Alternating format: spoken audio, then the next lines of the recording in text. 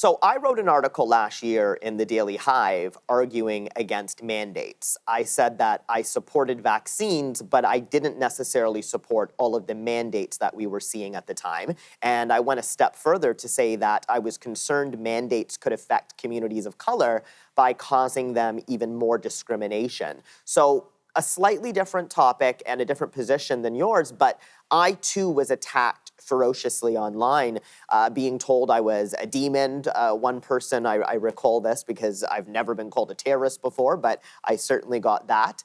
And this was all just for me stating that I didn't necessarily support mandates. So I think this happens regardless of the position you take in an article. One side or the other just really comes out swinging. And it's always been like that in journalism. It's the nature of how people react to things they like or dislike. But I feel it's become heightened and much more intense in these last few years.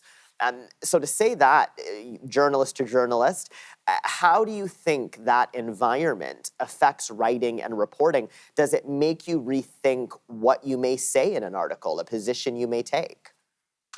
I think it could definitely do that, especially if you are, maybe younger, starting out in this profession, that it might be something that, you have to have a thick skin, like I said, to handle some of this stuff. And it could be very disconcerting. I think that you mentioned cancel culture earlier, I think in your introduction, Vonny, Yes. and I think this is part of it, is that people fear that if they speak out on anything on either side, like you said, we had different positions and both got really visceral reaction, that you just don't say anything.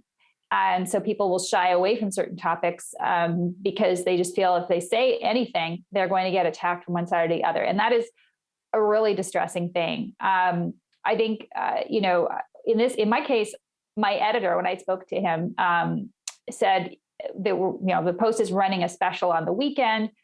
Would you consider maybe writing a piece, describe your experience? And I hesitated for a second. I thought, do I want to put myself out there again? Do I want to get more mail like this again for another few days? But then I thought, if I don't say anything, I'm ceding the ground. And so I thought, okay. And I did write about my experience in the second piece. And lo and behold, the reaction there was really heartening, because not only did I get a lot of people saying, hey, I actually supported what you said. I just, because I supported, I didn't write into you to say that. And I feel terrible that this happened to you. But I got a lot of mail also from people who supported the opposite position, who would have agreed with you, for example, didn't like vaccine mandates. But they disagreed with me respectfully.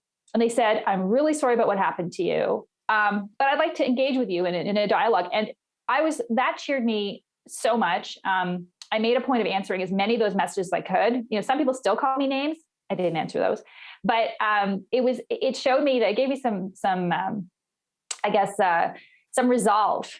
To your point, that you do hold your ground, but you do it with respect, and that's what people need to learn to do more in our society too. Yeah, I would agree. And I think at one point we had that. And I just have to say, I think we've lost it. And I don't know where we lost it, but it seems like it was lost somewhere along the lines of this pandemic. I think everybody is extremely politically charged right now. The political climate is quite divisive. And because of that, we're just seeing people almost, in some cases, lose their humanity. Would you agree?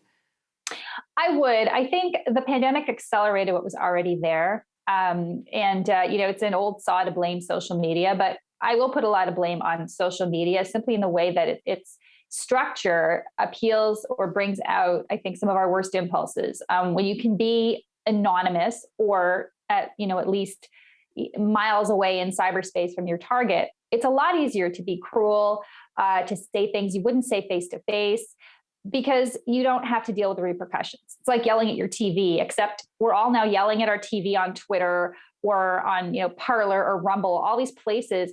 And many of them have become silos too, where people just preach to the converted. So they will get more and more extreme in an effort to gain views and gain popularity. It's also become a business. A lot of the disinformation that was spread in the last 2 US election campaigns was not done for positions of ideology. It was either done by rogue states or states that maybe not rogue, but big ones who wanted, to influence elections, but also by individuals who just wanted clickbait to get money.